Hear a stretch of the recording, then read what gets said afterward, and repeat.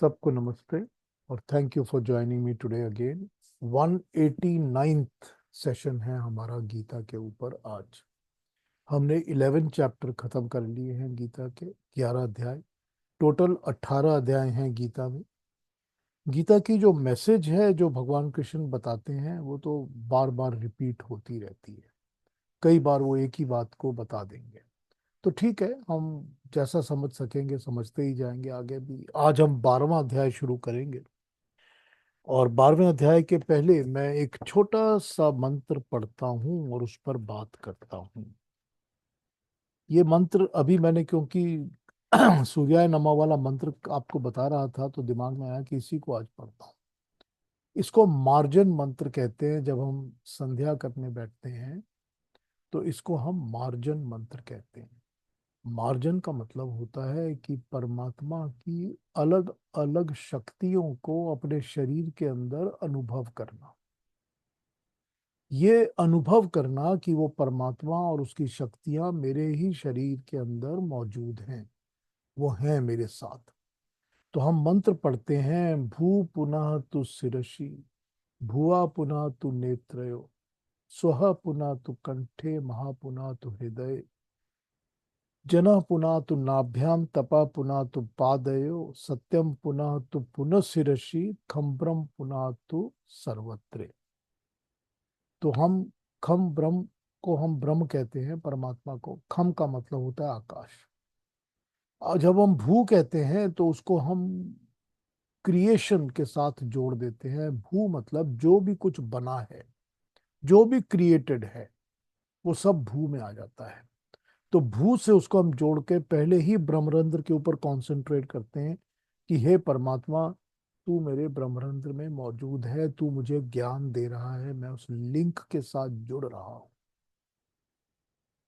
उसी के बाद जब हम भुआ पुनः तो शिरसी कहते हैं, तो फिर भुआ पुनः तो नेत्रयो कहते हैं, तो हम अपनी आज्ञा चक्र की बात करते हैं। सेंटर ऑफ द हेड जो होती है, जिसमें हम बिंदी लगाते हैं, टीका लगाते हैं, वहीं पर हम आज्ञा चक्र कहते हैं इसको, कि यहाँ हम रिसीव करते हैं परमात्मा की। हम चंदन का टीका लगाते ही इसीलिए हैं ताकि वो हमारे दिमाग को, माथे को, सर को, थिंकिंग को कूल रखे, ठंडा रखे, कि गुस्सा वस्सा ना आए। लगाते ही इसीलिए हैं क्योंकि यहाँ से एक्टिवेट होता है। फिर हम कहते हैं सुहा पुना तु कंठे, कि जो तेरा आनंद है, खुशी है, वो हम अपने कंठ के चक्र में, विशुद्धि चक्र में उसको एक्सपीरियंस करते हैं। विशुद्धि, जो विशेष तरह से शुद्ध है, और वो विशेष तरह से शुद्ध हम अपने कंठ को मानते हैं, और हम परमात्मा को वहीं पर अनुभव करते हैं। और जब महापुना तो हृदय कहते हैं, तो उसकी जो महानता है, परमात्मा की ग्रेटनेस, उस महानता को हम हृदय में अनुभव करते हैं, जिसको कि हम अनाहत चक्र कहते हैं। वो अनाहत चक्र हृदय के पास, जिसमें हम परमात्मा की सारी क्रिएटिव ग्रेटनेस, महानता, उसको एब्जॉर्ब करते हैं, अनुभव करते हैं। जना पुना तो नाभ्याम में हम मणिपुर चक्र पे कंसंट्रेट करते हैं, अपनी नाभि के ऊपर, क्योंकि नाभि के अंदर ही वो शक्तियां होती हैं जो क्रिएशन को, रिक्रिएशन को बनाती हैं। जनता, जन करना मतलब पैदा करना, कि हमारे अंदर जो दूसरों को पैदा करने की शक्ति होती है, वो हमारी नाभि से ही आती है। और तपह पुना तु पादयो, तब हम मूलाधार चक्र पर कंसंट्रेट करते हैं।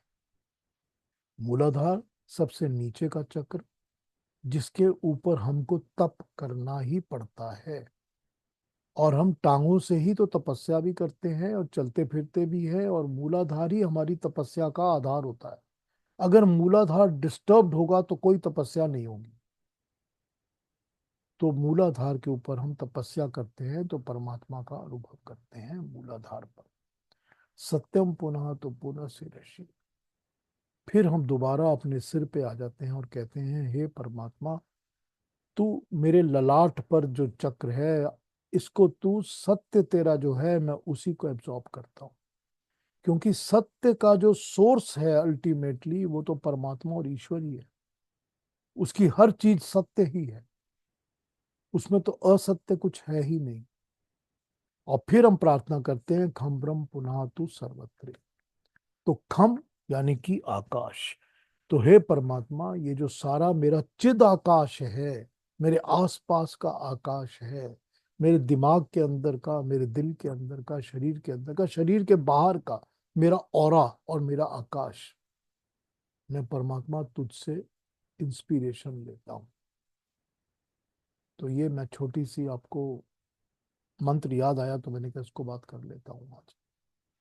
अब कल जो हमने कंक्लूजन किया था, उस कंक्लूजन के ऊपर अगर किसी ने अभी भी कुछ पूछना हो और कहना हो तो मुझसे पूछ लीजिए, फिर हम 12th चैप्टर को स्टार्ट करेंगे।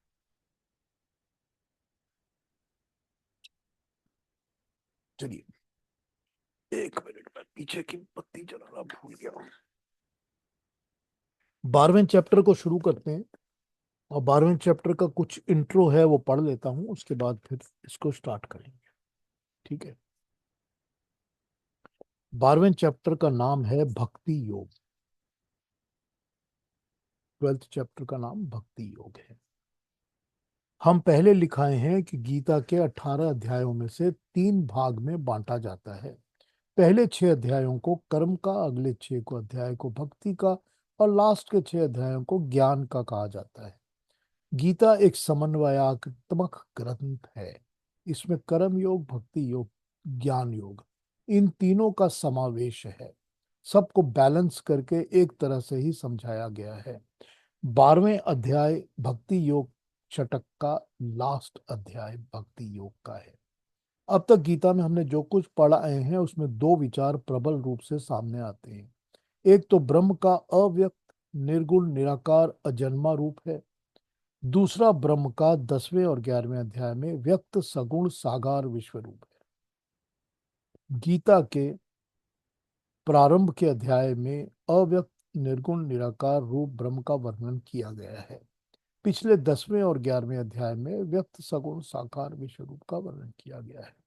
इन दोनों परस्पर विरोधी बातों को सुनकर अर्जुन के हृदय में शंका उठ खड़ी हुई कि इन दोनों में से परमात्मा को पाने का सही मार्ग क्या है।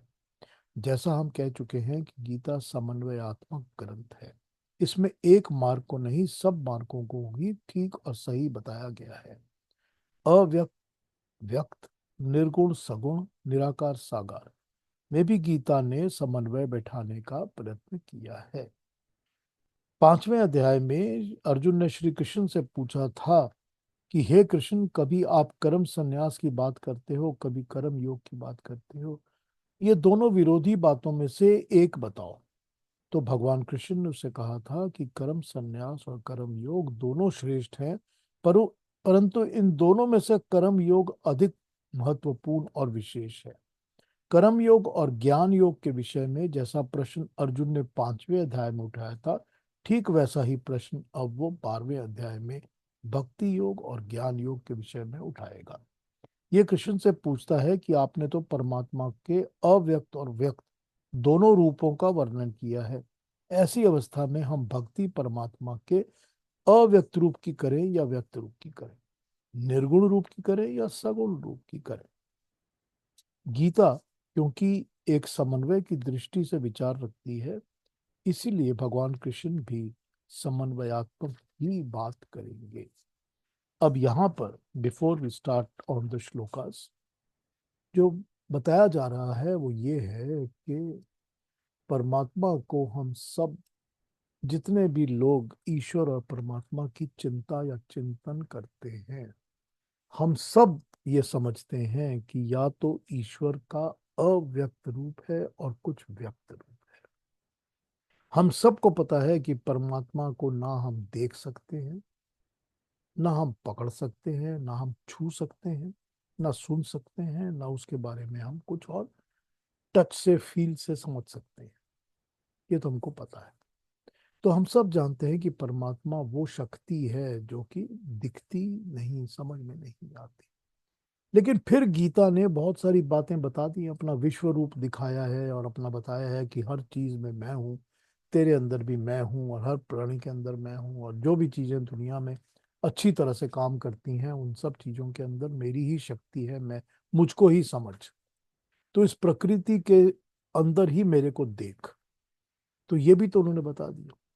तो ये वही बात हुई ना कि निर्गुण परमात्मा जिसका कोई गुण दिखता नहीं है, कुछ दिखता नहीं, और सगुण परमात्मा जिसका दिख रहा है हमको। तो व्यक्त परमात्मा जो कि कभी दिख रहा है हमको कि हर चीज में व्यक्त है, और अव्यक्त मतलब जो दिखता नहीं है, जो कभी भी सामने नहीं आता। अब ये दोनों की दोनों बातें ऑब्वियस है कि हम सब जानते हैं कि हमारा जो थ्योरी है, हमारी जो प्रिंसिपल है, ये कॉन्ट्राडिक्टरी बातें हैं। और इन कॉन्ट्राडिक्टरी बातों का बैलेंस करना ही हमारे लिए मेन पर्पस रहता है सारी जिंदगी। जो भी ईश्वर की भक्ति करता है, परमात्मा की भक्ति करता है, अगर वो घर में कोई मूर्ति रखता है, अगर उसके पास कोई स्टैच्यू है, या वो मंदिर जाता है, कोई स्टैच्यू भगवान की देखता है, विष्णु की है, राम की है, कृष्ण की है, शिव की है, जो भी स्टैच्यू उसको दिखती है, वो स्टैच्यू एक व्यक्त रूप है, सगुण रूप है, जिसकी वो पूजा परमात्मा की भक्ति करता है। लेकिन ये उसको पता है कि ये स्टैच्यू है, जो परमात्मा है वो तो अव्यक्त है, ये तो पता है ना। तो इस डुअल कॉन्सेप्ट के ऊपर ही हम अपनी भक्ति को बैलेंस करके रखते हैं, क्योंकि इसमें हम कॉन्ट्राडिक्शन नहीं देखते, हम इसमें कोई टकराव नहीं देखते, हम इसमें समन्वय देखते हैं। हम देखते हैं कि दोनों एक ही बातें हैं। तुम इस तरह समझो या उस तरह समझो, या तुम ये समझो कि सारी दुनिया उसने बनाई है, सारी दुनिया में वो बैठा है, सारी क्रिएशन में वो बैठा है, वो विराजमान है, इस क्रिएशन के थ्रू ही तो मैं उसको देखता हूँ ना। या ये समझो कि मैं उसको सिर्फ अपने मन में, यार अपने विचारों में और अपने मेडिटेशन में बैठकर अलग तरीके से उसको देखता हूँ, क्योंकि वो है ही जुदा है सब चीजों से, अलग है हर चीज से। लेकिन है तो हमारे को कॉन्सेप्ट तो समन्वय का ही करना पड़ेगा ना। तो यही बात यहाँ पर, क्योंकि ये 10th और 11th चैप्टर में तो भगवान कृष्ण ने बड़े क्लैरिटी के साथ ये बताया है कि तुम हर चीज में मुझको देखो, और कैसे देखोगे। और 11th में तो उन्होंने अपना रूप दिखाया कि देखो मैं क्या हूं, कि मैं वो भी हूं जो कि सब चीजों को संहार कर रहा है, नष्ट कर रहा है, और मैं वो भी हूं जो हर चीज को प्रेम करता है और अच्छी तरह से रखता है, पालन पोषण करता है। तो हर जगह तुम मुझको देखो। और 10th चैप्टर के पहले वो बता चुके हैं कि मैं परमात्मा जो है वो अव्यक्त है, ना वो पैदा होता है ना मरता है, वो अव्यक्त है, वो कभी देखा नहीं जा सकता। तो उन्होंने दोनों विचार सामने रख दिए हैं, दोनों बातें वो कर चुके हैं। तो इसी कंफ्यूजन के ऊपर अब 12वें चैप्टर में हमसे अर्जुन पूछेंगे कि कोई एक बात बताइए कि ये ठीक है या वो ठीक है। तो उसी को अब भगवान कृष्ण इस चैप्टर में समझाएंगे। तो आइए 12वां चैप्टर स्टार्ट करते हैं। और 12वें चैप्टर का पहला तो अर्जुन का ही वाक्य है, तो पहला उसका पढ़ लेते हैं पहले, फिर भगवान कृष्ण के दोनों उसके बाद पढ़ेंगे। तो अरुणा जी हमको नंबर 1 पढ़ दीजिए 12वें चैप्टर का। जी। ओम श्री परमात्मने नमः। श्रीमद्भगवद गीता अथ द्वादशोऽध्यायः। भक्ति योगः। अर्जुन उवाच एवं सततयुक्ता ये भक्तास्त्वां पर्युपासते ये चाप्यक्षरमव्यक्तं तेषां के योगवित्तमाः। थैंक यू अरुणा जी। भगवान अर्जुन कह रहा है 12वें चैप्टर में, जिसका नाम योग भक्ति योग है इस चैप्टर का। इस चैप्टर में अर्जुन कह रहा है कि हे भगवान कृष्ण, इस प्रकार जो भक्त आपके व्यक्त या विश्व रूप का निरंतर ध्यान करते हुए आपकी उपासना करते हैं, और दूसरी ओर जो भक्त आपके अविनाशी अव्यक्त रूप का ध्यान करते हैं, इन दोनों में कौन से ध्यान करने वाले भक्त योगी श्रेष्ठ माने जाते हैं? ये इनका क्वेश्चन है। सतत युक्ता, सतत, सतत युक्त, जो हमेशा ही कॉन्टिन्यूअसली युक्त, आपसे जुड़े रहते हैं। ठीक।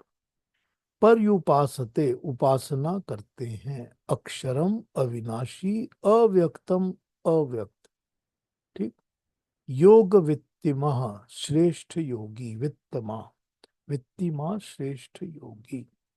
तो ये अर्जुन का प्रश्न है पहले अध्याय, इस पहले मंत्र के अंदर, पहले श्लोक के अंदर।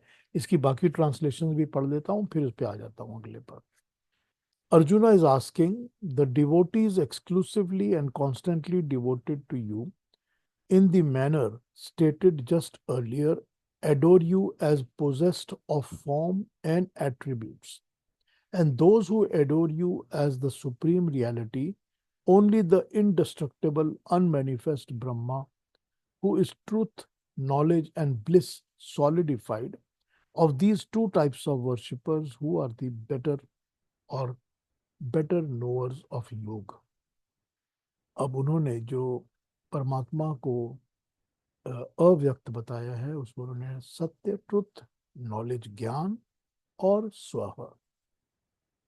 तो यहां पर उन्होंने ब्लिस, ब्लिस का मतलब आनंद, तो यहां पर उन्होंने सत्य, ज्ञान और आनंद सॉलिडिफाइड किया ब्रह्म के अंदर। इस ट्रांसलेशन में ये बताया गया है। तो और ट्रांसलेशन पढ़ता हूं, फिर आ जाते हैं अपने मेन टॉपिक के ऊपर। अर्जुन,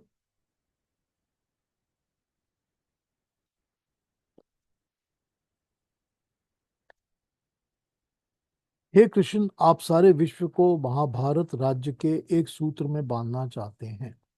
आपके सैकड़ों भक्त आपको घेरे रहते हैं तथा कर्म योग और राजयोग दोनों की शिक्षा प्राप्त करते हैं। किंतु बहुत से लोग ऐसे भी हैं जो इस निराकार अनादि अनंत प्रभु को बिना किसी गुरु की सहायता के पाने में यत्न रहते हैं। इनमें से कौन बड़ा योग वित्त है?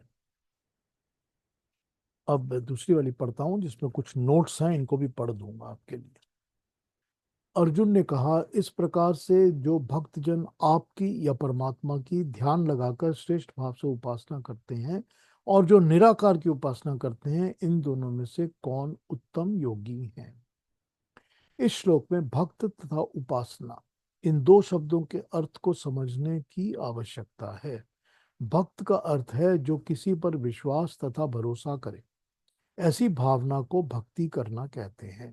परमात्मा का भक्त का अभिप्राय है कि जो परमात्मा पर विश्वास रखता है। विश्वास के भी दो अर्थ होते हैं। प्रथम होता है परमात्मा के अस्तित्व पर विश्वास रखना, अस्तित्व, एग्जिस्टेंस, कि परमात्मा है।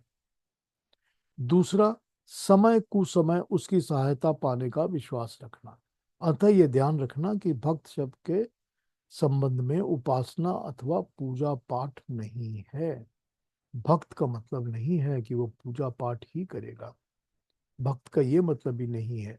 लेकिन भक्त वो भी हो सकता है जो कि जब उसको टाइम और अनटाइम जब उसको जरूरत होती है, तो परमात्मा से मदद मांगता है कि हे ईश्वर, हे प्रभु, मुझे इस प्रॉब्लम से बाहर निकालो। ठीक।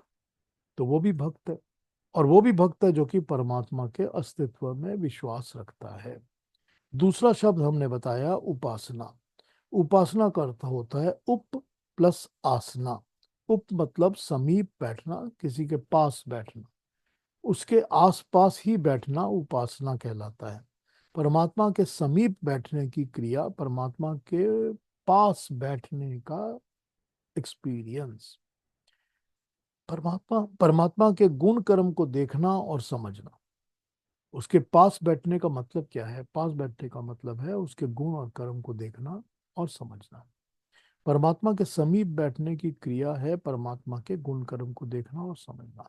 वैसे तो परमात्मा सब स्थान में व्यापक होने से मनुष्य सदैव ही उसके समीप रहता है, क्योंकि परमात्मा जब हर जगह है, ओमनी प्रेजेंट है, तो हमेशा ही हम उसके पास हैं, हमेशा ही उसके समीप हैं।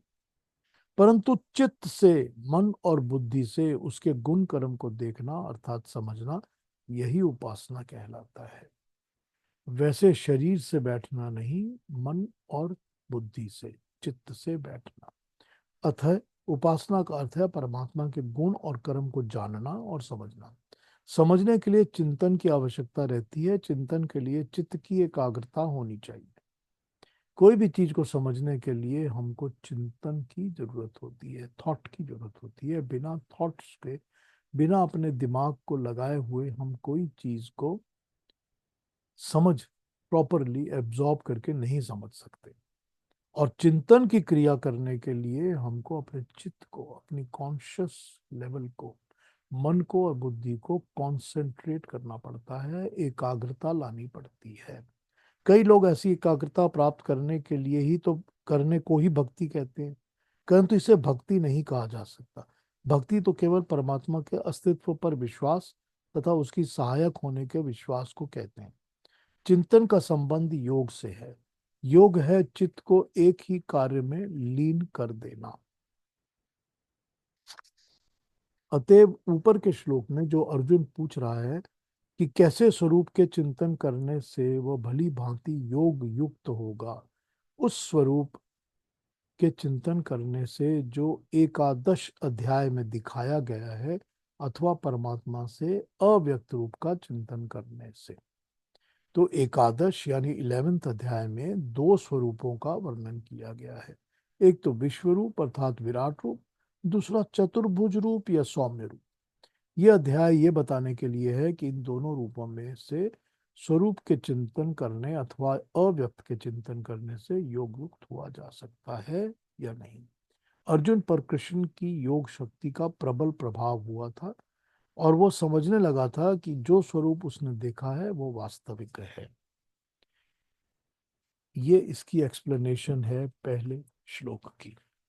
अब ये एक्सप्लेनेशन हमको यही बताती है कि उसने जो शब्द यहाँ यूज किए हैं, एक तो उपासना और दूसरा भक्त। तो हमने यहाँ पर डेफिनेशंस में यही देखा कि उपासना क्या होता है और भक्त कौन होता है।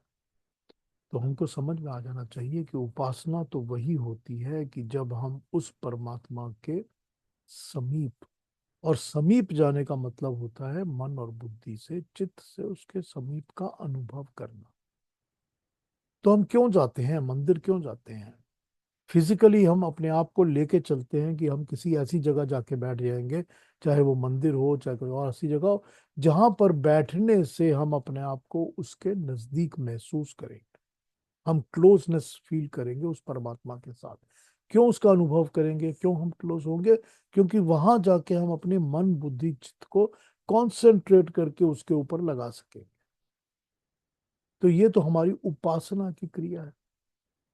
और हम उपासना करेंगे ही तब जबकि हम भक्त होंगे, यानी कि हमको परमात्मा पर भरोसा विश्वास होगा, हमको उसकी सत्ता पर, उसके अस्तित्व पर, उसके होने पर, उसकी एग्जिस्टेंस के ऊपर हमको भरोसा होगा, विश्वास होगा। तो जो भरोसा नहीं करते उसको हम नास्तिक कहते हैं। तो नास्तिक वो होते हैं जो कि ईश्वर में भरोसा नहीं करते, जिसको एथीस्ट कहते हैं। तो वो ना भरोसा करने वाले का तो उपासना करने का प्रश्न ही नहीं उठता, क्योंकि वो किसकी उपासना करेगा? जब वो बिलीव ही नहीं करता तो फिर किसकी उपासना करेगा? तो भरोसा यानी कि अस्तित्व पर विश्वास, पहली तो ये बात हो गई। दूसरी बात हो गई कि मन को, चित्त को एकाग्र करना। तो मन को और चित्त को एकाग्र करने की क्रिया सारी की सारी तो योग में बताई गई है ना, योग दर्शन में। तो योग युक्त होना वही है कि जो कि आपको क्रिया योग दर्शन में बताई गई है, कि किस तरह से अपने दिल को, अपने दिमाग को, हर चीज को, अपने शरीर को एक कॉन्सेंट्रेटेड अवस्था में लाया जाए, ताकि आपको ये फील हो कि मैं अब मेडिटेटिव हूँ, मेरा ध्यान बाकी सब चीजों से हट गया है।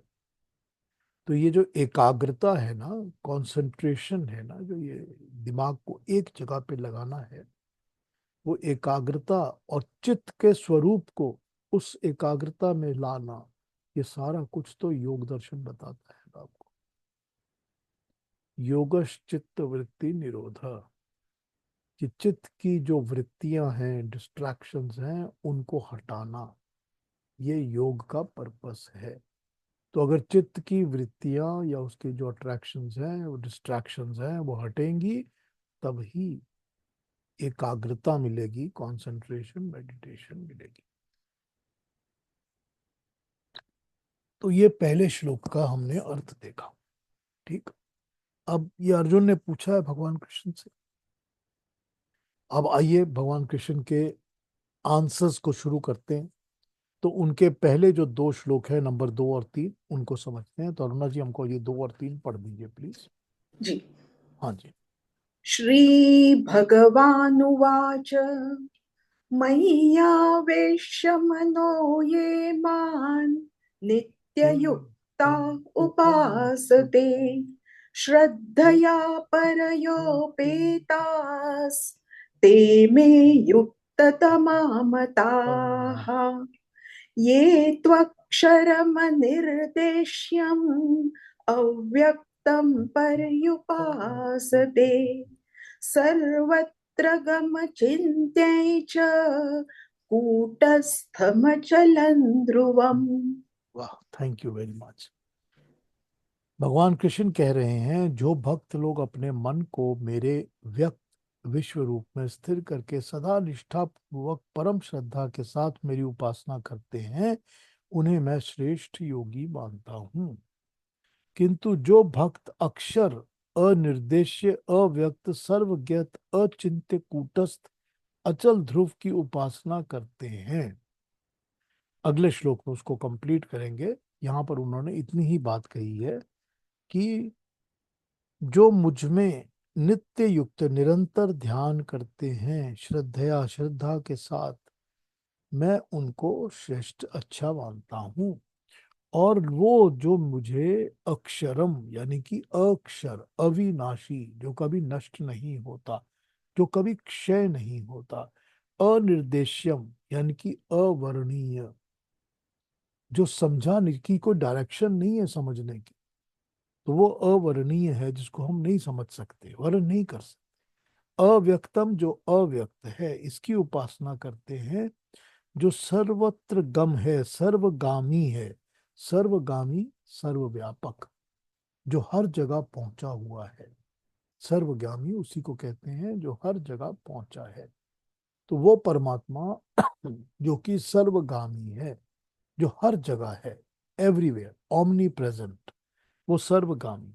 अचिंत्य, जिसकी हम चिंता कॉन्क्रीट फॉर्म में कर ही नहीं सकते, वो अचिंत्य।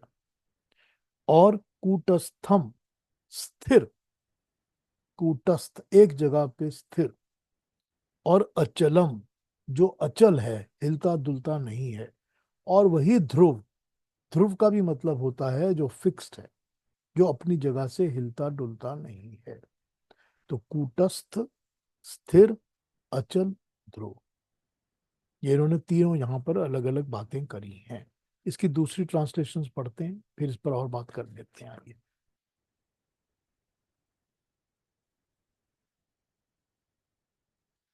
नंबर 2, श्री भगवान उवाच। Shri Bhagavan says, I consider them to be the best yogis who, endowed with supreme faith and ever united through meditation with me, worship me with their mind centered on me.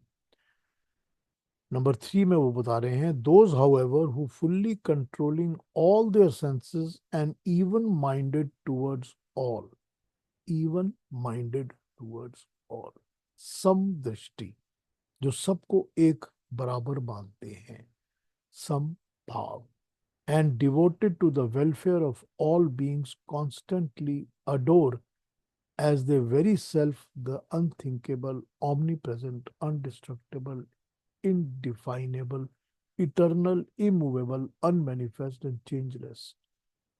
अब देखिए यहां पर ये words use करते हैं, unthinkable, omni present, indestructible, indefinable, eternal, immovable, unmanifest and changeless.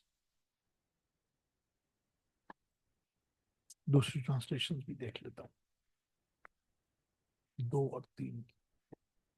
हे अर्जुन, जिस महान विश्व कल्याण के कार्य के लिए मैं लगा हुआ हूँ, उसमें जो रात दिन लगे हैं, जिन्होंने अपना मुझ में लगाकर लगा दिया है और नित्य इस महान कार्य में सहायक होकर मेरे पास उपस्थित रहते हैं, जिनकी परमात्मा में ऐसी ही परम श्रद्धा है जैसी मेरी है, वे लोग मेरी दृष्टि में युक्ततम हैं, क्योंकि उनके योगाभ्यास की परीक्षा कर्म योग में नित्य होती रहती है। एकांत में रहकर योगाभ्यासी ने काम क्रोध आदि विकारों को जीतने का अभ्यास कहाँ तक किया है, इसकी परीक्षा तो कर्म योग में होती ही रहती है। किंतु हे अर्जुन, किसी गुरु की संगति के बिना जो अक्षर, अनिर्देश्य, अव्यक्त, सर्वव्यापक, अचिंत्य, कूटस्थ, अचल और ध्रुव उस प्रभु की चारों ओर से देखते हुए उपासना करते हैं। ये हो गया 3 तक। और अगले में 4 में आएंगे तो बताएंगे भगवान कृष्ण उसके बारे में क्या कह रहे हैं। तो यहाँ भगवान कृष्ण कह रहे हैं, मन को एकाग्र करके परमात्मा में जो निरंतर युक्त रहते हैं, ऐसे लोग अतिशय श्रद्धा से भक्त हो जाते हैं। वे मेरे को उपासते हैं, मेरे समीप बैठते हैं, मेरे कर्म और गुण को जानते हैं। ऐसे योगियों को उत्तम योगी माना जा सकता है, ऐसा मेरा मत है। पर जो व्यक्ति इंद्रियों के समुदाय को भली भांति वश में करके अचिंत को चिंतन अचिंत का चिंतन नहीं करते, सर्वव्यापक और जिसके विषय में कथन नहीं किया जा सकता, ऐसे स्वरूप को विकार रहित, नित्य, अचल, निराकार, अविनाशी की उपासना करते हैं। इन श्लोकों में अर्जुन के प्रश्न के उत्तर में भगवान कृष्ण ने सगुण निर्गुण का झगड़ा खड़ा ही नहीं किया। इस श्लोक में यही कहा है कि परमात्मा से योग युक्त वो होता है जो एकाग्र चित्त से उसकी उपासना करता है, उसके समीप बैठकर उसका अध्ययन करता है, वही श्रेष्ठ योग युक्त व्यक्ति है। श्लोक 12:1 में कहा है कि ये अपि अक्षरम अव्यक्तम, जो अव्यक्त अक्षर की उपासना करता है, वहां 2 प्रकार के स्वरूपों की उपासना की तुलना की गई है। इसमें भी सगुण निर्गुण का विवाद है ही नहीं। इस स्थान पर हम एक बात को स्पष्ट कर देना चाहते हैं कि परमात्मा निर्गुण नहीं है, वो गुण युक्त है, उसमें बहुत गुण हैं, बहुत क्वालिटीज हैं, परंतु उसके वे गुण नहीं जो प्रकृति के गुण हैं। जो प्रकृति के गुण हैं यानी सत्व रजस और तमस, वो सत्व रजस और तमस ये गुण परमात्मा में नहीं है। इस कारण इन दोनों को लक्ष्य मानकर परमात्मा को सगुण अथवा उसके रूप को सगुण कहना अनिभिज्ञता की पराकाष्ठा है। परमात्मा और प्रकृति में स्पष्ट रूप का अंतर है। यह गीता के अगले अध्याय में बताया गया है। इन दोनों में अंतर तो फिर एक में गुण और दूसरे में कैसे हो सकते हैं। परमात्मा सगुण है।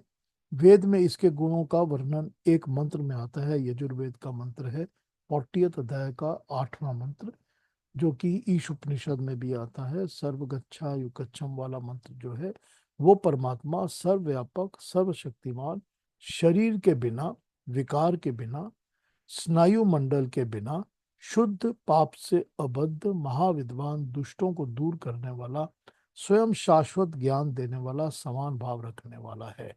ये परमात्मा के गुण यजुर्वेद में कहे गए हैं। क्या गुण कहे गए हैं? कि वो परमात्मा सर्वव्यापक है, जो सब जगह हमेशा होता है, सर्वशक्तिवान है, सबसे ज्यादा शक्ति अकेले उसमें ही है, बिना शरीर के है, शरीर रहित, विकार रहित, जिसमें कोई विकार नहीं है, स्नायु मंडल से रहित। स्नायु मंडल वो सब चीजें जो हमारे को इंद्रियां प्रदान करती हैं, एक्टिव करने के लिए हमको जो सोर्सेज की जरूरत होती है, एक्शन करने के लिए मुझे जो भी चाहिए, हाथ पांव, अकल बुद्धि, कान नाक आंख, सब कुछ, इन सब चीजों से, और प्रकृति में भी जो एक्शन करने के लिए चीजें होती हैं, प्रकृति को भी चाहिए, वायु चाहिए, अग्नि चाहिए, वृष्टि चाहिए, पेड़ पौधे चाहिए, ये सब चीजें उसके स्नायु मंडल में आ जाती हैं। परमात्मा में ये सब नहीं है। परमात्मा शुद्ध है, प्योर है, पाप से बिना है, पाप से अबद्ध है, पाप में बंधा हुआ नहीं है। हम पाप में बंध जाते हैं और वो बंधन ही हमको जीवन मृत्यु के चक्कर में डालता रहता है। वो बंधन ही है, उसको हम पाश कहते हैं। पाश, बंधन जिसमें हम बंधे हुए होते हैं। वो महान विद्वान है, परमात्मा सबसे बड़ा विद्वान है। वो दुष्टों को दूर करता है, स्वयं शाश्वत ज्ञान देने वाला है। परमानेंट यूनिवर्सल ज्ञान वो परमात्मा ही देने वाला है। शाश्वत, जो हमेशा रहता है, जो कभी मिटता नहीं है, ऐसा ज्ञान देने वाला है। और एक समान भाव सबके साथ रखता है, इक्वल टू ऑल, सबके साथ एक जैसा व्यवहार करता है। ये परमात्मा के गुण यजुर्वेद में कहे गए हैं, जिसकी हिंट गीता में भगवान कृष्ण दे रहे हैं। तो अब आगे बढ़ जाते हैं, तो हम नंबर 4 और नंबर 5 को भी पढ़ लेते हैं, तो हमको कुछ और क्लैरिटी मिलनी शुरू होगी। अरुणा जी, नंबर 4 और 5 पढ़ दीजिए। जी, मुझे एक सवाल भी पूछना था, शायद इसके बाद ज्यादा क्लैरिटी आएगी, लेकिन मैं एक सवाल पूछना चाहती हूँ पूछ लीजिए, कि पूछ ये लीजिए। जो सेकंड में बताया है और थर्ड में बताया, थर्ड में और कंटिन्यू हो जाएगा, लेकिन मेरा सवाल ये है कि जो भक्ति कही गई है, सगुण भक्ति, तो क्या ऐसे लोग जो हम देखते हैं कि वो पूजा में मग्न रहते हैं, परमात्मा भगवान का नाम उनके मुख में सदा रहता है, श्री राम या श्री कृष्ण हरे, लेकिन दुनिया के व्यवहार वो अपने तरह से ही करते रहते हैं। सभी जो उनके जब भी किसी से झगड़ा हो या किसी से व्यवहार करना हो, वो करते ही रहते हैं, उसमें वो उनकी श्रद्धा दिखाई नहीं देती, लेकिन मुंह में हमेशा उन भगवान का नाम रहता है। और दूसरे जो होते हैं, वो शायद भगवान का नाम इतना दिखाई नहीं देता, लेकिन वो सबको एक तरह से ट्रीट करते हैं, सब में परमात्मा देखते हैं। तो क्या ये दोनों, ये के बारे में बात हो रही है? नहीं, ये दो के बारे में बात नहीं हो रही। बात उनके बारे में हो रही है जो कि हमेशा ही परमात्मा के चिंतन में प्योर प्योर दिमाग से, मन से लगे होते हैं, प्रॉपर भक्त हैं, उनकी बात हो रही है। अब यहाँ पर ये समझना पड़ेगा अरुणा जी के पिछले चैप्टर्स में, दूसरे चैप्टर में भी और उसके बाद के चैप्टर्स में भी भगवान कृष्ण बड़ी क्लियरली कहते हैं कि ये कर्म कांडी लोग तो मुझको पा ही नहीं सकते, कहते हैं ना।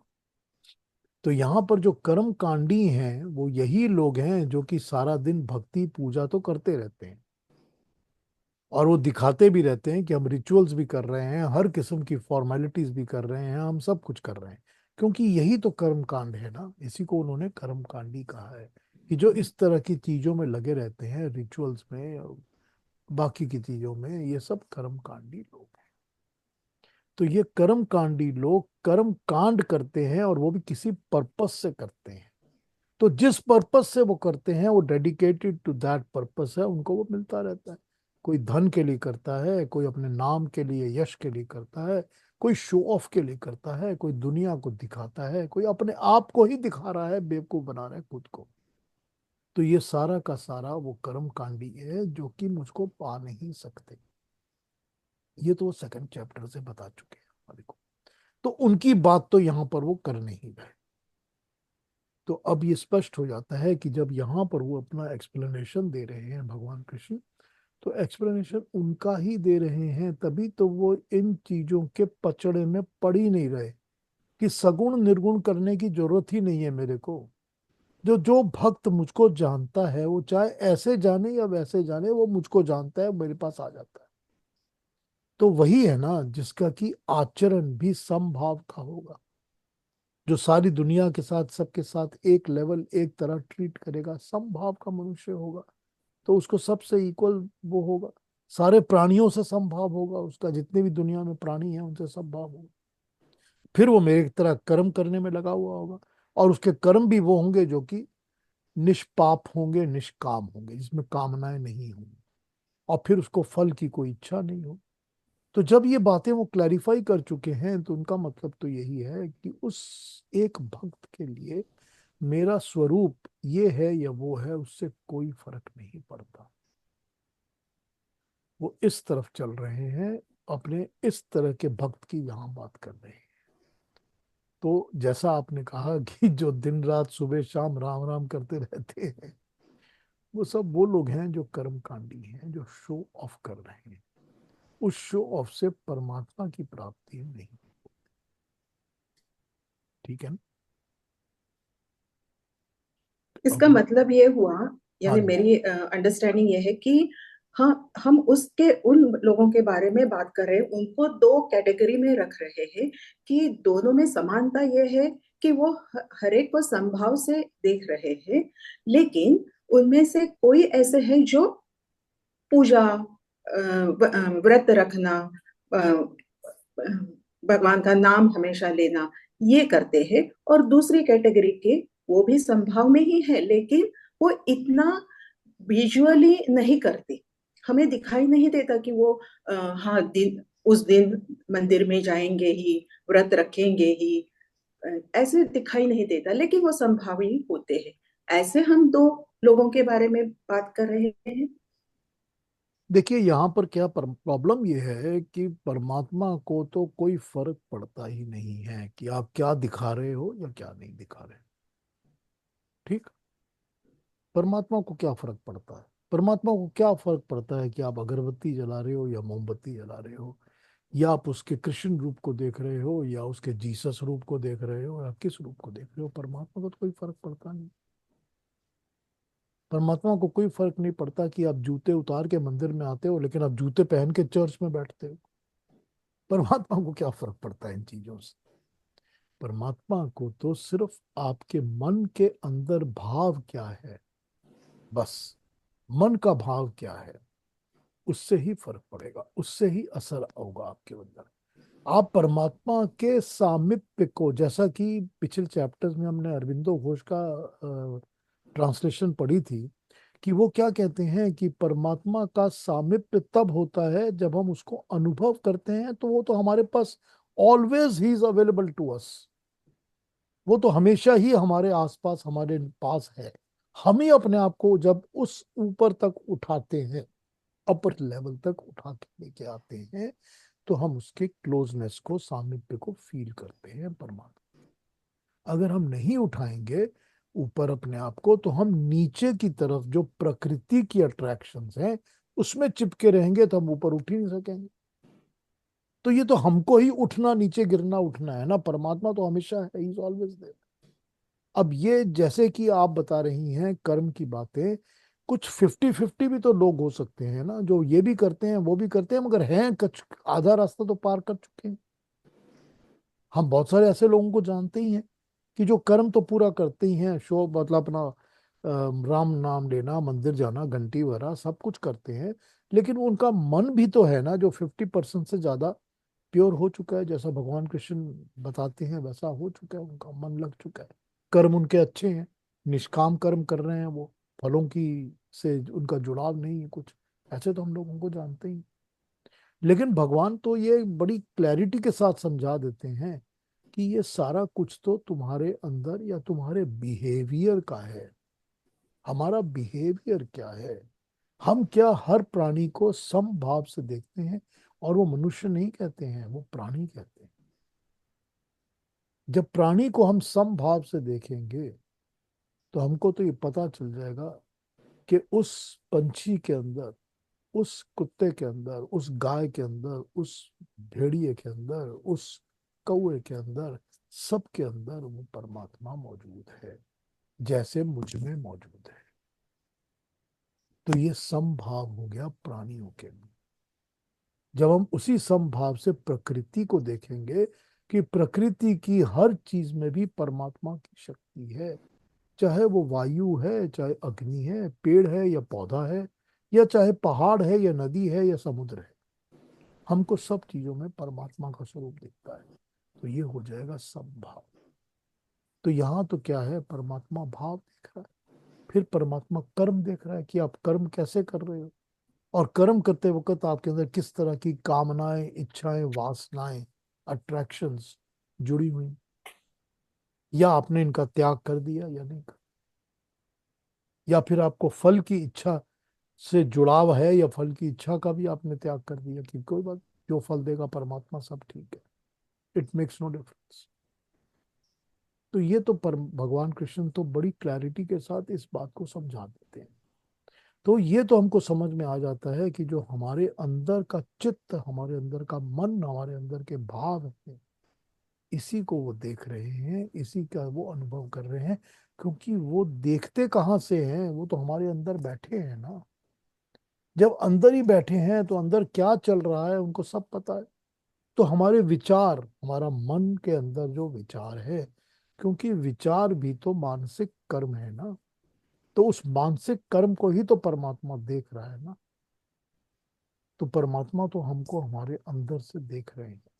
तो हमारे भाव, हमारे कर्म, हमारे ख्याल, विचार, शब्द, सब कुछ इंपॉर्टेंट हो जाता है हमारे। तो अगर हम ऊपर से तो सबको एक बराबर समझते हैं कि जितने लोग लाइन में खड़े हैं सबको कंबल बांट दो, लेकिन हम उस तरह से समभाव से प्राणियों को देखते ही नहीं है, तो उसका कोई फायदा नहीं। यही वो बोलते हैं। इसी को तो उन्होंने सेपरेट करने के लिए कर्म कांडी और दूसरी तरह के लोग बताए हुए, यही सेपरेशन करते हैं लोग। अब ये जैसे आपने बात कही है, ये तो पक्की बात है कि मतलब कुछ लोग ऐसे, तो हम ही सारे ही लोग ऐसे ही होते हैं जिनमें थोड़ा सा ये थोड़ा सा वो होता है। तो जब थोड़ा ये को, थोड़े से ये जो है उस थोड़े से को ही तो बढ़ाने के लिए सारा का सारा गीता का ज्ञान है। कि तुम थोड़े से, अगर तुम भक्त नहीं हो, तुमको परमात्मा में भरोसा, विश्वास, अस्तित्व के ऊपर विश्वास नहीं है, तो तुम गीता भी नहीं पढ़ोगे और तुम परमात्मा की बात भी नहीं सुनोगे, और कृष्ण तुम्हारे लिए रेफरेंस ही नहीं रखता, कोई रेलेवेंस ही नहीं रखता कोई। तो जरूरी बात तो ये हो गई कि थोड़ा सा तो तुम रास्ते पर चली गए हो आगे। वो थोड़े सो को ही तो वो, जैसे अरविंदो के वर्ड्स हैं कि लोअर तो लेवल प्रकृति ने सबको दे दिया है।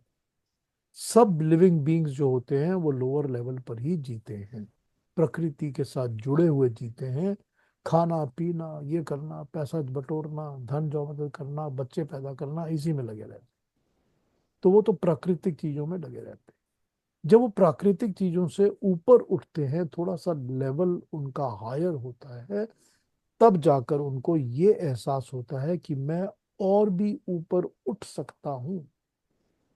तो वही बात जो हमने आपको बताया कि 50-50 वाली बात है, कि या तो जो इधर जुड़े हुए हैं उनको जब एहसास होता है तभी वो ऊपर उठते हैं, जब उनको इस चीज की, अंदर से उनको इस चीज की आवाज आती है तभी वो ऊपर उठते हैं। और जब ऊपर उठते हैं तो फिर उनको पता चलता है कि अब तो मैं और भी ऊपर उठ सकता हूँ। और ऊपर क्यों उठूंगा? क्योंकि जैसे ही और ऊपर उठूंगा I can reach him, he will be, मतलब God will be within my reach. तो विद इन माई रीच की ही तो सिचुएशन पाने के लिए जो मनुष्य चेष्टा करता है, कोशिश करता है, वो सारा कुछ ही भगवान की उपासना है, वो सारा कुछ ही उस परमात्मा की भक्ति। तो जब वो ये करेगा तो पा जाएगा उसको, वो अनुभव अंदर उसके मिल जाएगा कि हाँ भाई मुझे मिल रहा है, मुझे दिख रहा है, मुझे एहसास हो रहा है। तो इसके लिए तो कर्म की शुद्धि, विचार की शुद्धि, आचरण की शुद्धि बहुत जरूरी है। उसके बिना परमात्मा मिलेगा नहीं। कुछ क्लैरिफिकेशन हो रही है अरुणा जी? जी, बहुत हाँ। अच्छी तरह से हो गया है। परमात्मा के क्या विचार है ये आप बहुत अच्छी तरह से मुझे समझ में आया। मेरा सवाल अब वो भी आंसर मुझे मिला कि अर्जुन किन दो कैटेगरीज की बात कर रहे हैं। अर्जुन ने जो कैटेगराइज किया दो लोगों को, और उसके रिस्पॉन्स में अभी भगवान ने ये पूरा आंसर दिया है जो मुझे ठीक तरह से समझ में आया। तो मुझे हाँ, वो भी अभी मैं समझी कि अर्जुन ने अर्जुन। सिर्फ, अर्जुन ने सगुण और निर्गुण की बात की है। हम्म। कि जो आपको प्रत्यक्ष रूप में देख कर मैं भक्ति कर रहा हूं, या इसके पहले आपने बता दिया कि आप अव्यक्त हो, निर्गुण हो, और जो अब देख रहा हूं 10th और 11th चैप्टर में, तो इसमें से कौन सी श्रेष्ठ भक्ति है? अर्जुन का तो ये क्वेश्चन है। उसमें तो डाउट है ही नहीं, तो दोनों सिचुएशंस में परमात्मा की भक्ति करने में, श्रद्धा करने में तो पूरा है।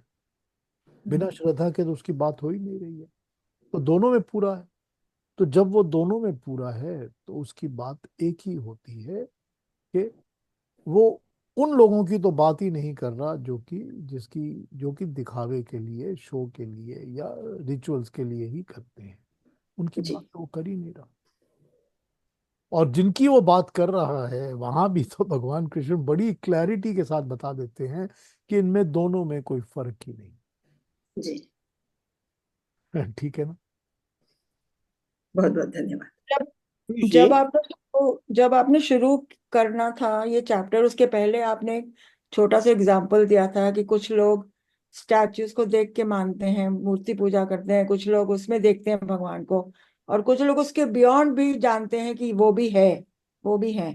तो ये दोनों ही सही हैं, यही आपने कहा था कि आगे वाले चैप्टर में यही बताया जा रहा है। तो यहाँ पर इट्स यहाँ पर दैट यहाँ इट्स द सेम। यहाँ पर यह समझना पड़ेगा कि जो लोग सगुण या व्यक्त परमात्मा को सोचते हैं, भगवान कृष्ण ने दिखा दिया 11 चैप्टर में कि मैं ये हूं, अब तुम इसकी भक्ति कर सकते हो। ये दिखा दिया उन्होंने कि मेरा ये रूप है, विश्व रूप है, विराट रूप है, तुम इसकी भक्ति कर सकते हो। तो अगर हम उस विराट रूप की, विश्व रूप की भक्ति करते हैं, तो हमको तो उसके बियॉन्ड जो भगवान हैं, कृष्ण है, जो क्रिएटर है, जो ये सब कुछ कर रहा है, वो तो उसके बियॉन्ड नहीं जाएंगे तो हमको परमात्मा की समझ आएगी ही नहीं आएगी। तो वो तो इसी चीज को क्लैरिफाई कर रहे हैं। अब तुम एक रूप को अगर सोचोगे, कि मैं तो ये सोचता हूँ कि जो भगवान क्रिएटर जो है, वो क्रिएटर जो है उसने क्या किया कि उसने तो दुनिया में ये बनाया, वो बनाया, ऐसा बनाया, उसको बनाया, इसको मारा, इसको पैदा किया, ये मैं सोच रहा हूँ। तो you are already limiting yourself, limiting the thought of God in your mind, क्योंकि वो तो इसके बियॉन्ड और बहुत कुछ है। तो जब वो और बहुत कुछ का ख्याल हमारे को आएगा मन के अंदर, तो हम सोचेंगे कि मैंने जो अपने दिमाग में उसका स्वरूप, उसका कॉन्सेप्ट बनाया हुआ है, वो तो इसके बहुत बियॉन्ड है। तो वही बात हो गई ना, कि जो कि एक मूर्ति की या एक स्टैचू की पूजा कर रहे हैं, जब उनको ये समझ में आ जाएगा कि वो तो इसके बियॉन्ड बहुत कुछ है, तो ऑब्वियसली वो उस चीज से, उस व्यक्त रूप से, फिजिकल फॉर्म से बाहर निकलकर और ऊपर सोचेगा और उसके बियॉन्ड पहुंच जाएगा। क्योंकि अगर भगवान कृष्ण ने दोनों बातें कही हैं, तो यू कांट से कि मैं एक पिक कर रहा हूं, दूसरा नहीं कर रहा। It does not work, because उन्होंने आपको दोनों ही बातें बताई हैं। पहले भी वो राइट। बता चुके हैं, बाद में ही बता रहे हैं। तो दिस इज वेरी सिंपल, कि to understand this it is very simple. हाँ जी, और कुछ पूछना है? या एक एग्जाम्पल है मीराबाई का, कि वो सगुण कृष्ण को सगुण रूप में देखा करती थी, पर श्री कृष्ण जी मेरे ख्याल से उनकी तरफ से उनका भाव देखा करते थे, कि उनका भाव बिल्कुल श्री कृष्ण में पड़ा हुआ है, चाहे सगुण रूप से करे या निर्गुण रूप से करे।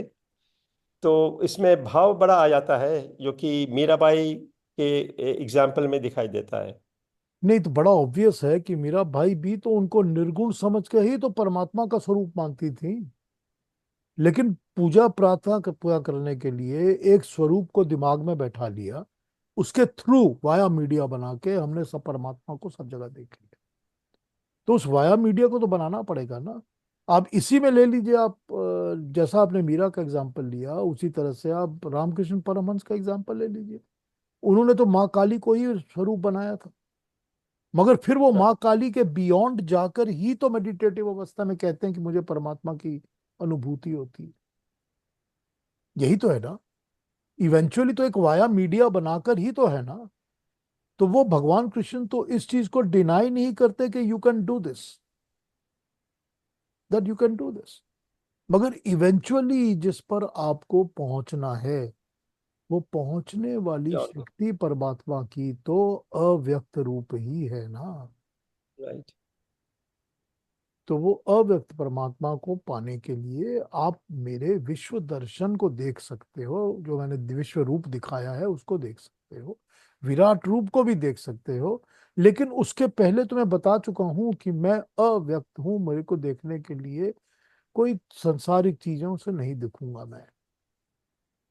लेकिन फिर भी तुम इंसिस्ट करते हो कि मैं अपना स्वरूप दिखाऊं, तो मैं अपना विश्व रूप तुमको दिखा सकता हूं। और विश्व रूप क्या है? ये सारा विश्व ही तो है ना। फिर वो प्रकृति की सहायता लेकर हम इस सारे विश्व को जो देखते हैं, इसी में तो हम परमात्मा देख सकते हैं ना। तो चलो इसके थ्रू ही देख लो, इस वाया मीडिया को बना के तुम इसके थ्रू देख लो। वो भी तो यही समझा रहे हैं ना हमारे को। हाँ जी, और कोई कुछ कहेंगे, पूछेंगे? अच्छा है, बड़ी अच्छी डिस्कशन हुई आज। Very nice. बहुत अच्छा। सबसे बढ़िया था आज का। Thank you, thank you. बहुत बढ़िया था। अरुणा जी, और अब बड़े हम डीप, अगले। बहुत डीप डीप थिंकिंग है ये सारी। हाँ, ये बहुत, ये दोबारा बार बार सुनने वाला है। हाँ। डीप तो हर है ही बार बढ़िया होता है। ना, इसको डीप तो फिर है रिपीट ना, करने वाला है ये। डीप तो है सुनेंगे ही। हम आराम और से बैठ के फिर दोबारा। अगली बार जब हम चौथे श्लोक से शुरू करेंगे ना अरुणा जी, तो हम तीसरे चौथे से शुरू कर लेंगे, थर्ड को एक बार फिर पढ़ लेंगे, जी जी। गुड बिल्कुल। गुड ताकि गुड। ताकि वो कनेक्ट हो जाए फिर से, और करेक्ट। हाँ, तीसरे चौथे वेरी को गुड। पढ़ के समझ लेंगे। तो इन बातों को हम दोबारा भी समझ सकते हैं और इन पर हम दोबारा चर्चा भी कर सकते हैं। बहुत बहुत ही अच्छा लगा आज का तो। Thank you Prem ji. मजा आ गया। हाँ जी, और कोई कुछ कहेंगे, कोई पूछना है, कोई और last, anybody wants to make a comment or any questions? बहुत अच्छा पीयूष जी।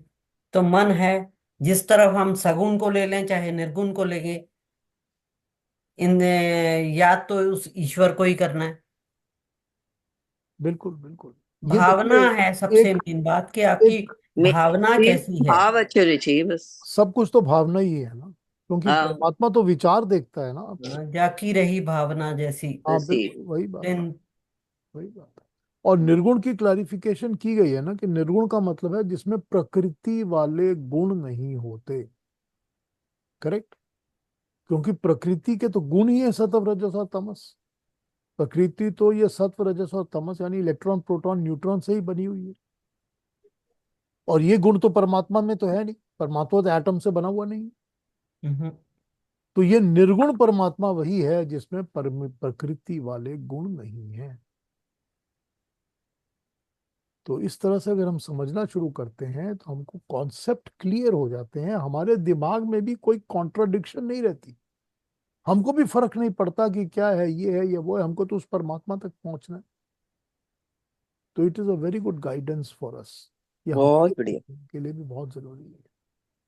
पीयूष जी, आज तो आपने ये बताया, लेकिन आप अभी मुझे एक प्रश्न था आपसे पूछना, कि आपने कहा कि परमात्मा जो है उसमें प्रकृति वाले गुण नहीं है।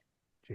तो मैं कभी आपसे ये सुनना चाहूंगी कि जो हम लोग पढ़ते हैं ना कि पुरुष और प्रकृति, जो हम लोग महादेव और पार्वती का जो कॉम्बिनेशन जो है उसको बोलते हैं, तो कभी आप इस पे बात करेंगे कि ये महादेव और पार्वती का जो है वो क्या कॉम्बिनेशन है, और कैसे ये निर्गुण सगुण कैसे है, पार्वती मैंने कैसे प्रकृति है और महादेव कैसे। निरंजन जी, मैंने इस पर बात की हुई है। ये हो चुकी है।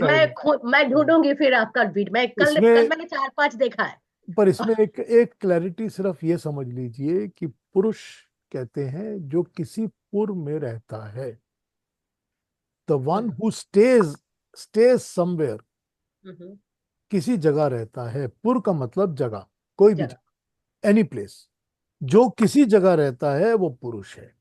हम्म। तो परमात्मा क्योंकि सारी की सारी क्रिएशन में हमेशा रहता है, तो हम उसको पुरुष कहते हैं। ठीक है। और हम्म। परमात्मा जब क्रिएशन बनाना शुरू करता है, तो उसको क्रिएशन बनाने के लिए मैस्कुलिन फेमिनिन दोनों पावर्स की जरूरत होती है। हम्म। बिना मैस्कुलिन फेमिनाइन पावर के तो क्रिएशन नहीं बन सकती, वो कुछ भी चीज पैदा नहीं हो सकती। बिल्कुल। चाहे वो पेड़ों के बीज हों, और चाहे वो आदमी हो, और चाहे जानवर हो, या चाहे वो कुछ भी हो। Even the atoms that create fire need to have Soma and Agni both, क्योंकि जब फ्यूल नहीं होगा तो फायर काम नहीं करेगी। हम्म। तो उसमें भी तो एक आपको दिखता है कि इस तरफ से जो सांस आती है वो ठंडी है, इस तरफ से जो सांस आती है वो गर्म है। तो ये समझ में आ जाता है कि दोनों का बैलेंस जरूरी है। हम्म। उसको चाइनीज लोग यिन और यान कहते हैं शायद। लेकिन हम लोग उसको कहते हैं कि उसी को हम पुरुष और प्रकृति या पुरुष और शिव और पार्वती कहते हैं, जो कि मेल और फीमेल पावर्स जो हैं, स्ट्रेंथ जो है, उसके बिना तो क्रिएशन नहीं बन सकती। Correct. तो उसी को हमने शिव और पार्वती का नाम या कॉन्सेप्ट दिया है अपने दिमाग Concept में दिया। समझने के लिए। Thank you so much. और But I will definitely look it up. मेरी एक टॉक है जिसमें मैंने नव दुर्गा पे बात की हुई है, हाँ दुर्गा के 9 रूप पे बात की हुई है। अगर उसको आप देखेंगे तो क्लैरिफाई होगा आपकी बात कि दुर्गा का कॉन्सेप्ट वो 9 रूप का क्यों है हमारे अंदर, why do we have it, वो आपको समझ में आ जाएगा उसके अंदर कि यही है फॉर्मेट। पिछले मेरे ख्याल नवरात्र में किया था आपने। हाँ, पिछले नवरात्रे पे किया था, पिछले साल। पिछले साल, हाँ। यही है कि वो शिव और पार्वती का कॉन्सेप्ट उस परमात्मा की मैस्कुलिन फेमिनाइन पावर्स का ही है, उसके बिना क्रिएशन नहीं बन सकती। हम उसके हर स्वरूप की भक्ति करते हैं, इसकी भी और उसकी भी। हाँ सीता जी, आप क्या कहेंगी, पूछिए। I have a very basic question. Maybe it sounds very school girlish kind of. But when you say बिना एक रूप के focus करो, मतलब when you're meditating, when you're internalizing God, then first start with an image to focus on, and then gradually move on to imageless kind of a thought. So how does it work with the concept when you say अपने आप में भगवान को देखो? So is it the same nirguna versus your actions which speak for the God in you? I'm not clear. So देखिए, आप किसी एक फॉर्म के ऊपर मेडिटेट करना शुरू करेंगे, आप एक कैंडल लगा के मेडिटेट शुरू करेंगे, या जी। आपको एक परमात्मा शिव का रूप स्वरूप देखना है, उसके ऊपर आप मेडिटेट शुरू करेंगे। लेकिन कभी तो आपको आंखें बंद करके उसको अपने दिमाग से ब्लर आउट करना ही पड़ेगा ना। तो हम तो मेडिटेट करने के लिए, जब योग दर्शन आपको ये कहता है कि अपने ब्रेथ के ऊपर, अपने सांस के ऊपर ध्यान लगाओ और उस पर कॉन्सेंट्रेट करो, राइट, कि जो सांस अंदर आ रही है वो ठंडी सांस जा रही है, मेरे अंदर तक जा रही है, सर में जा रही है, पेट में, छाती में, सब जगह जा रही है। जो निकल रही है वो सब किस्म के विकारों को, बुराइयों को लेके बाहर जा रही है। वो गर्म सांस मैं अपनी अपर लिप के ऊपर फील करता हूँ, वो बाहर जा रही है। जब आप अपने सांसों पर, अपनी सांसों पर मेडिटेट करना, ध्यान लगाना शुरू करेंगे, तो आपका ध्यान बाकी बाहर की हर चीज से हट जाएगा, हट के अपनी सांस पर ही आ जाएगा। और वो सांस है जो आपको अपने अंदर ले जाएगी। तो आपको पता चलेगा कि अब मुझको सांसों का भी पता नहीं चल रहा, क्योंकि वो सांसें आ जा तो रही हैं, but I am not aware of it, no more consciously aware of it. So at that time what happens is कि जो बाहर जो भी चीजें हैं जिनके ऊपर भी आपने मेडिटेट करना शुरू किया था, वो सब ब्लर होके हट जाएंगे, वो सब खत्म हो चुकी होंगी। तो होना तो यही चाहिए ना, मेडिटेशन का यही तरीका होता है। और जब see, that is about self-realization, right? I mean, Yes. if I understand it correctly, correct me if I'm wrong. self-realization. हाँ, self-realization. But Correct. when you say see God in every human being, that's what you said, right? Yes. But right from an ant to an elephant, see God in everything. You see the soul as the same.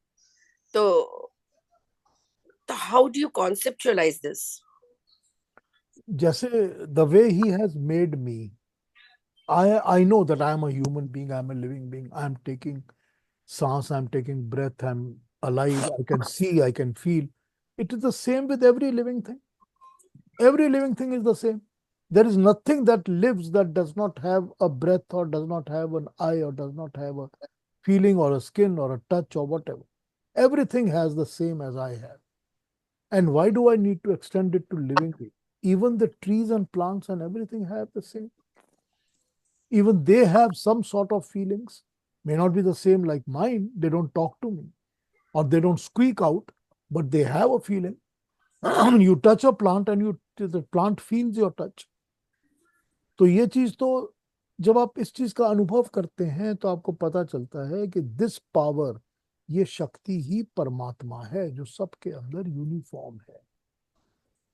So when you see this and you can understand, you don't need to say कि Paramatma means only this or Paramatma means only that. Paramatma means that he is present in everything. So whatever you see in the previous chapters in Gita, Bhagavan Krishna has said that you see me in this, see me in that form. So he says कि in everybody that you see the performing something creative, that creative power is me.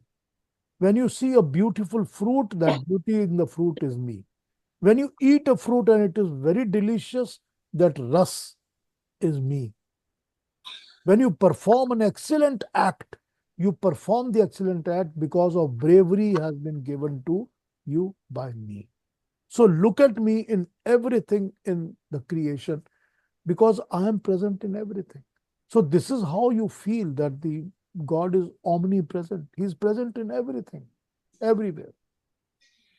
Does it clarify you, Sita ji? Yeah. Thank you so much. Thank you very much. I still have to read a lot. नहीं, that's okay. कोई बात नहीं. Thank you so कोई much. बात. हाँ जी, और But कोई today's कुछ और discussion कुछ. was very good. Today's discussion, very good. Thank you. और कोई कुछ कहेंगे, कुछ बोलेंगे?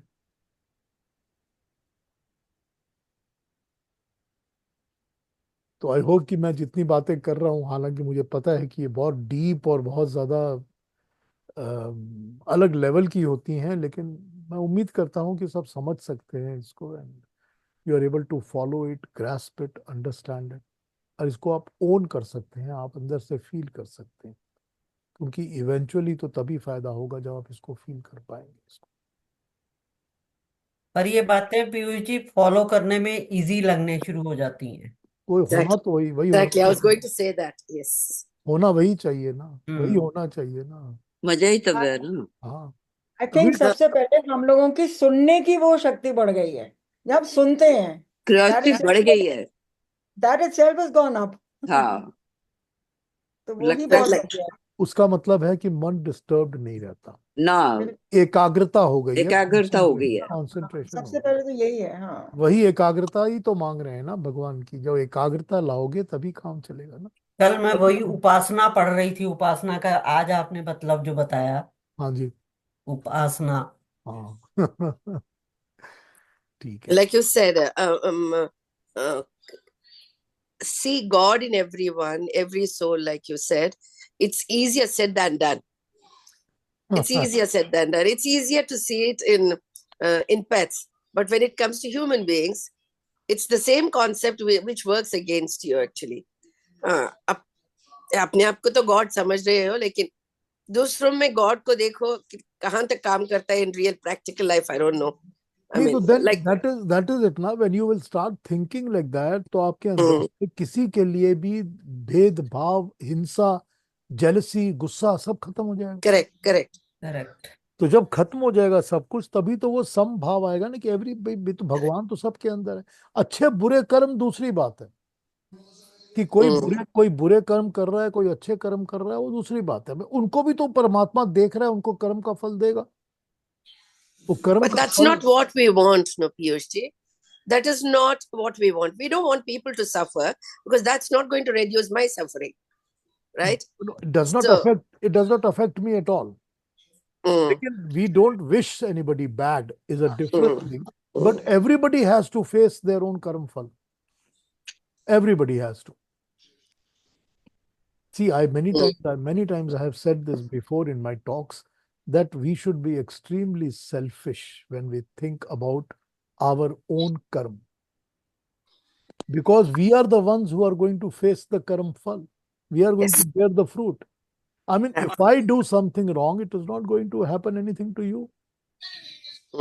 So I should be very selfish in thinking what actions, what thoughts I am bringing to my mind. What is the thought in my mind? Because my thought is going to affect me only.